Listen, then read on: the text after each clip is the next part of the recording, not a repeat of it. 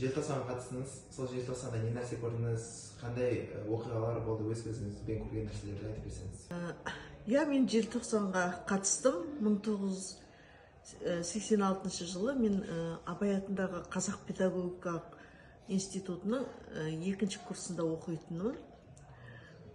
Химия биология факультетінде, химия биология бөлімінде оқыдым екінші курста.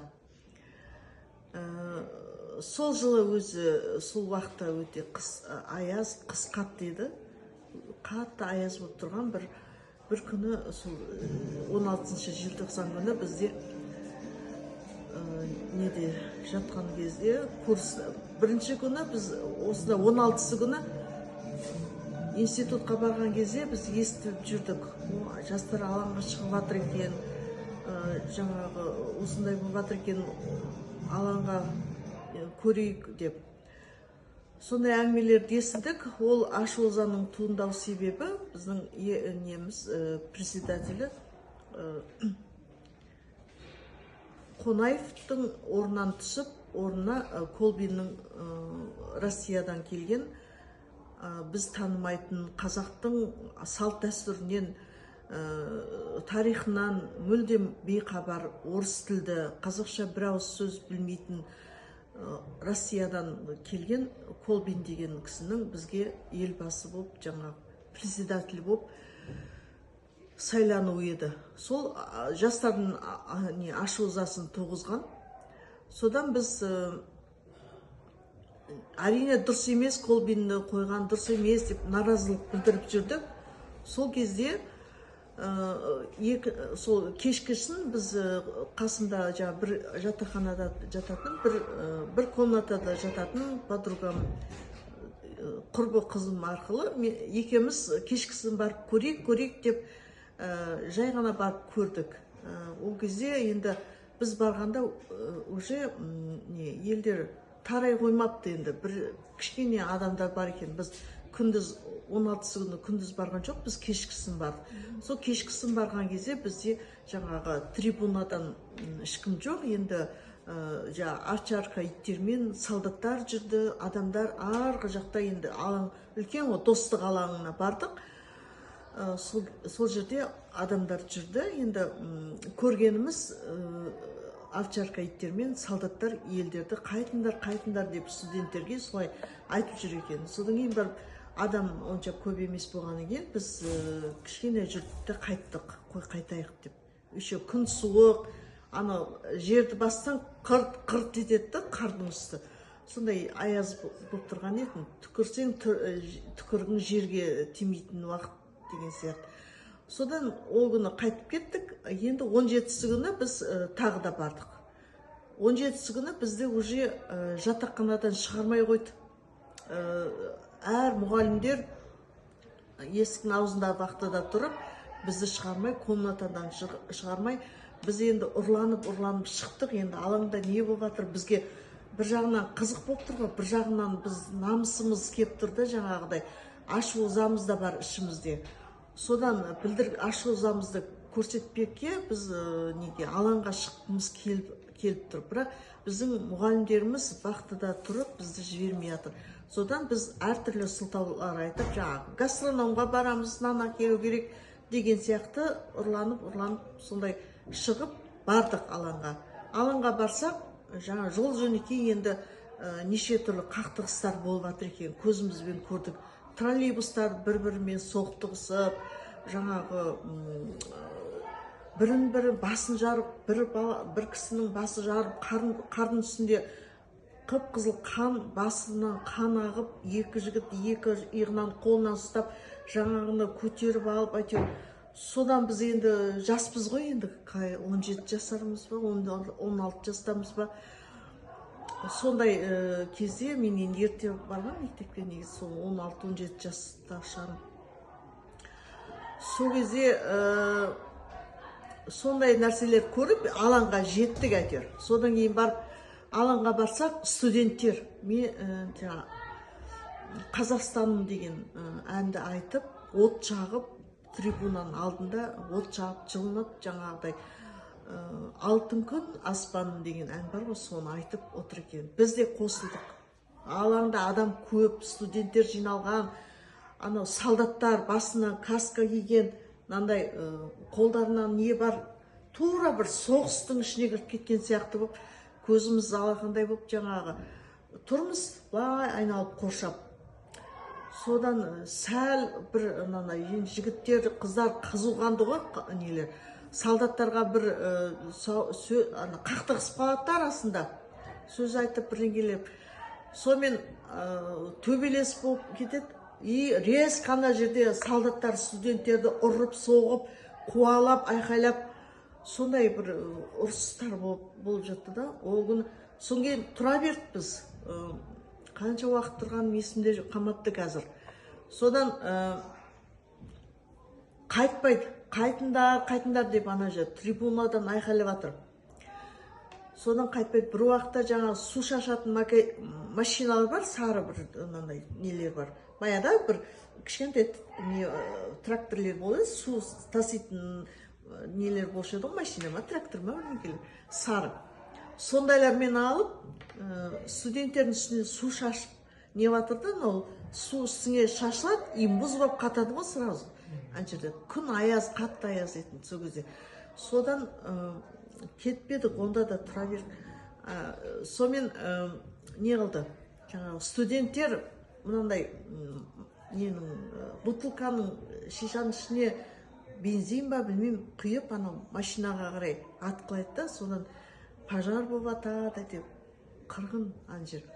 Қыз балалардың шашын жұлып итергендігі рас па? Иә, әрине, ондайлар біздің студенттердің ішінде сондайлар болды. Анау біреусінің жаңа қуған кезде шапкасы түсіп қалған, одан басынан ұрған, қан ағып. Біздің менің курстастарымның біразы осы неге не алған, басы жарылып, больницаға түсіп, сондай жарақат алған ғой. Мен тұрған жер әйтеуір сондай қатты қақтығыс болмапты, бірақ мен де не қылдым, таяқ жедім, дубинка тиді басыма бірнеше рет. Менде мынандай қалың шапка бар еді, еще капюшон бар да басымда. Соны бір-екі рет басыма не тиді, соны әйтеуір қашып үлгерген жайым бар. Екінші күні сол машинамен су шашты. Бірінші күні прожектормен қуған былай. Фиолетовый лучтармен қайтындар деген. Үшінші күні тағы да шықтық біз. Үшінші күні ешкім сабаққа барған жоқ.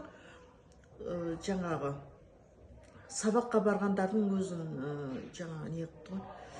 Үшінші күні бүкіл енді алаң тола болды. Ана жерде адам аяқ басатын орын қалмаған. Біз ана алаңның, достық алаңның екі шетінде 25 этажды не болған? Екі үй болған, соның түп жағында тек-пешектің үстінде тұрдық та, біз бойымыз кішкентай көрінбей қалады деп ана көруге. Сонымен естідік сол кезде Россиядан, басқа жақтан солдаттар алып тұрыпты деп. Алаңның бәрін қоршаған солдаттар, біздің алдымызда да солдаттар былай бір-бірімен тіресіп тұрғанда, и жаңағы қалқандар бар, бастарында каска, қолдарында дубинка, енді алаң көп, алаңда адам көп. Содан үлкен кісілер сөйлеп атты, Олжас Сүлейменов сөйлеп атты, Бибігүл Төлегенова, енді бізге алыстан онша түрлері көрінбейді, мынандай немен, микрофонмен сөйлеп атты, қайлап, жастар намысты қорғайық деген сияқты, мен қазір точно есіме түспей тұрды. Сондай енді қазақ жастарының ашу-ызасын туғызды ғой бұл елбасына келген жаңағы қазақтың салт дәстүрін білмейтін, бізге ол қалай басшы болады, ертеңгі күні біздің қазақтың несі, тарихы қалай болады, күні қалай болады, қазақ жастарымыз жойылып кете ма, біздің салт дәстүріміз деген сондай намысымыз оянып, оларға ашу-ызамыз қатты болды да. Содан үшінші күнде бізде қатты таяқ жедік кетті. жаңағы бізді бір қуалап берген кезде қақтығыстардан біз артқа қарай қаштық та, артқа қашқан кезде бір қуысқа кіріп кеттік. Қуыстан әрең шықтық әйтеуір. Содан қашқаннан зымырап отырып жаңағы пытырап кеттік та, курспен бірге тұрғанбыз, студенттермен бірге. Содан жаңағы артқа қарай қашсам, үйдің төбесінде тұрмын, жаңағы 25 этаждың астында бір үй ғой, мынандай бір этаж, ол жерде түсетін текпешек жоқ, артқа қарай қашқанбыз ғой. Содан қалай түсетінін білмеймін, ары қашам, бері қашам, ешкім жоқ қасымда. Содан қорқып дірілдеп, ана үйден секіріп түсейін десем, аяғым сынып қала ма, қорқам. Содан әйтеуір балалар тығылып қалған ғой, қуыстан бір бала кеп көтеріп түсірді, біреуі аяғымнан ұстап түсірді. Содан жүгіріп қашып келе жатсам, екінші қыз қашып келе жатыр, жылап. Содан екеуміз құшақтап бір-бірімізді алып, жаңағы жатақханаға келіп жатқан неміз бар. Бармай қояқ, тыныштық керек деп. Содан тынышталып қалды. Ол 17-сі күні, 16-сы, 17-сі, 18-сі күні ғой, 3 күн сол алаңда болдық біз. 3 күн қырғынды көрдік. Сол сұрақтарға нақты қысқа жауап берсеңіз. Біріншіден, зерттеулер бойынша жаңағы желтоқсанға қатысқан батырларды, жастарды тәркіледі. Кәдімгідей, мысалы, түрмеге қамады, оқуынан шығарды, ата-анасын жиналысқа шақырды. Сіздерде дәл сондай жағдай болды ма? Иә, болды. Біздің курста да өзіңіздің басыңызда? Біздің курста жаңағы біз енді басымыз жарылып, не қылған жоқпыз ғой. Больницаға түскен жоқпыз, поликлиникаға барған жоқпыз. Біз ішеріміз қанаған жоқ. Бірақ біздің курсымызда жаңағыдай суретке түсіп қалған студенттер болды. Соны суреттерін бойынша іздеген ғой оларды. Біздің курсымызда жаңағы Марат деген жігіт болды, сол іздеп не қылды. Ол оқудан шығарылды, соны іздеген. Одан бізде көбінесе филология факультетінде көп студенттер шығарып жүрді деп естідім. Себебі бұл жердегі мәселе қазақ тілінде жатыр ғой, негізінде өткен зерттеулер бойынша айтқан кезде бұл жер негізінде Димаш Ахметұлының Қонаевтың кеткені ол бір бөлек, бірақ оған дейін негіз болған себеп бұл қазақ тілінің күйреуі дейді. Яғни жастар, әсіресе мына филологияда оқитындар, олар қазақ тілін еркін сөйлей алмай, қазақ тілінде осындай бір жәбір көргендіктен олар осындай бір қадамға барды дейді. Бұл рас па? Иә, рас. Біз алдында бұл қақтығыс болмай тұрып, біз автобуста, біз даже қазақша сөйлей алмай қалғанбыз. Даже проезді тиын беріп, шофердан билет алып төлейді ше қой. Соны біз Ақсай деген неде тұратын жоқ, Ақсайға кейін көштік біз. Неге автобусқа кірген кезде передайте, пожалуйста дегенді үйрендік қой. Ауылдан келген қазақ, біз өзіміз орысша жөндеп сөйлей алмаймыз. Сонда билет алу үшін передайте, пожалуйста деген сөз айтпасаң, бетіңе қарап былай тұра беретін. Эти колхозы деген сияқты сөздер, сондай намысқа тиетін сөздер айтатын. Орыстың бір кемпірлері, үлкен кісілер, мысалы үлкен кісілер, жастар емес, даже сондай айтатын да, сондай намысқа тиетін сөздерді айтатын.